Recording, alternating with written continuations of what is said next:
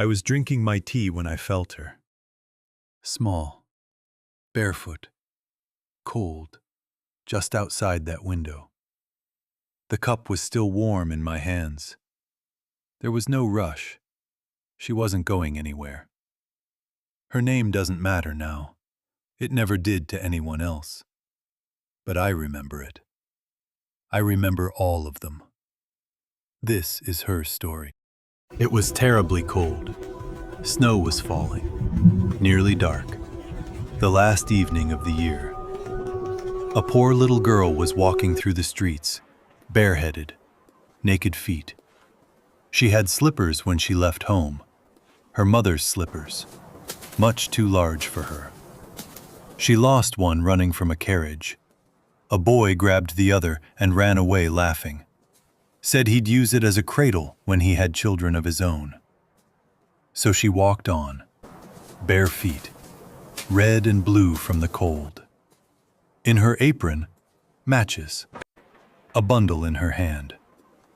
Nobody had bought any, not a single one, all day long.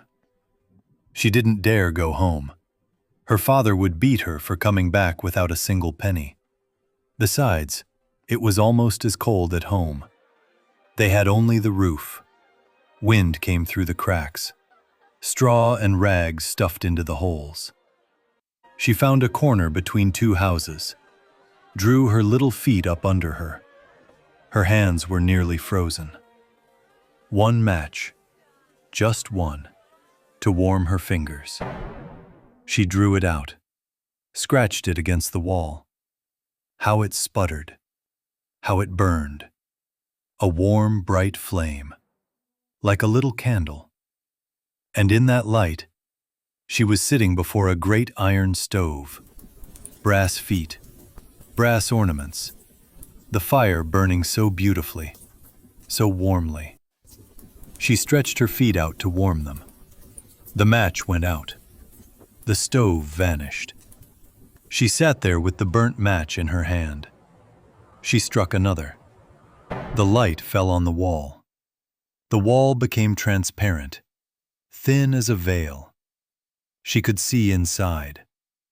A table covered in white cloth, fine china, and a roast goose, steaming, stuffed with apples and dried plums. And then, the goose jumped off the dish, waddled toward her across the floor with a knife and fork in its breast. The match went out. Nothing but the cold, damp wall. She lit another. She was sitting under a Christmas tree, larger and more beautiful than any she had ever seen through a rich man's window. Thousands of candles burned on the green branches. Colored pictures looked down at her. The lights rose higher, higher, until they looked like stars. Then one fell, left a bright streak of fire across the sky. She remembered what her grandmother had told her, the only person who had ever loved her. When a star falls, a soul is going up to God. She struck another match against the wall, and in the brightness, her grandmother, clear and shining, mild and loving. "Grandmother," cried the little one, "take me with you. I know you will go away when the match burns out. You will vanish like the warm stove, like the roast goose, like the beautiful Christmas tree." She was afraid, so she struck the whole bundle, all at once, every single match. She wanted to keep her grandmother there. The matches burned with a light brighter than noon. Her grandmother had never looked so large, so beautiful. She took the little girl in her arms, and they flew upward, in brightness and joy, far above the earth, where there was no cold, no hunger, no pain, no father waiting at the door. I was there when she arrived. They always arrive smiling when they come like that, when the end was kinder than the life. They found her the next morning, New Year's Day, sitting in the corner, smiling, burned matches in her hands. She tried to warm herself, someone said.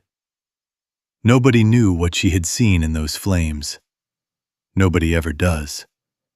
Nobody, except me. I finished my tea, paid, and walked out into the cold. There's always another story waiting somewhere out there. There always is.